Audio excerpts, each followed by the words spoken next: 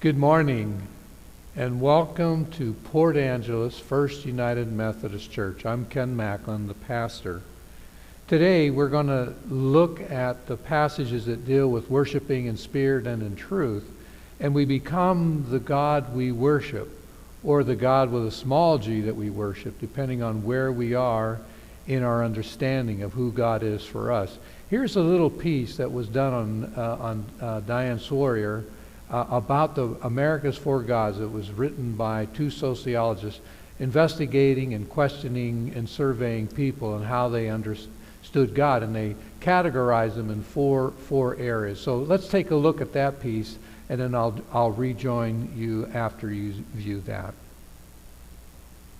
Did you know that 9 out of 10 Americans say they believe in God, but from there, how we imagine God diverges.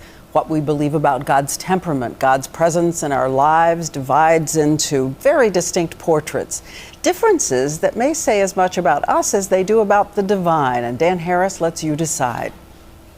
If you ask children to draw a god, you'll get a fascinating variety of images, from a man on a throne, to a smiley face, to a shining sun, to a cross-legged Buddha type. Turns out same goes for their parents.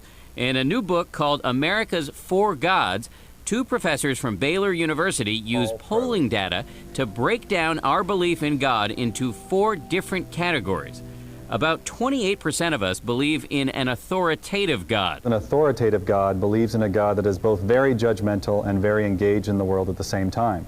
They tend to be evangelical and male. 22% of Americans, mostly evangelical women, believe in a benevolent God who is also thoroughly involved in our lives, but is loving, not stern. If somebody's not there for you, he's always there. That's how I look at God. 21% of Americans believe in a critical God who is removed from daily events but will render judgment in the afterlife. We find a strong tendency for African Americans, for people who are at lower levels of income and education, to believe in the critical God. And 24% of us believe in a distant God who set the universe in motion, but then disengaged. I think he created the world to be a certain way, and he's allowed humans to have this free reign. They also tend to be people who say that they're spiritual, but maybe not religious. The professors say these questions are not merely academic, that the type of God in which you believe has a profound impact on your morals, your behavior, and your politics. For example, believers in an engaged, judgmental God are more likely to see natural disasters like Hurricane Katrina as God's punishment.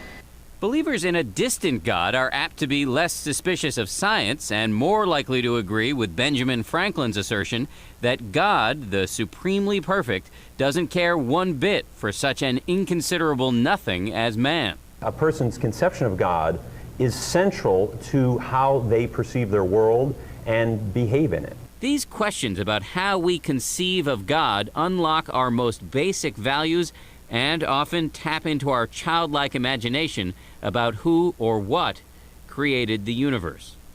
Dan Harris, ABC News, New York. Did you know that 9 out of 10 Americans say they believe in God, but from there, how we imagine God diverges. What we believe about God's temperament, God's presence in our lives, Today at 10 o'clock from First United Methodist Church Port Angeles Facebook page and YouTube, we will further investigate the meaning of what it means to become the God that we worship. And then at 11 o'clock, we will break bread. We'll have Holy Communion. So make sure you have your elements, bread and juice or wine or whatever that you're using. And then we will celebrate Holy Communion as a way of table fellowship. Join me today at 10 and 11 o'clock. God bless you from my heart to your heart until 10 and 11 o'clock. Amen.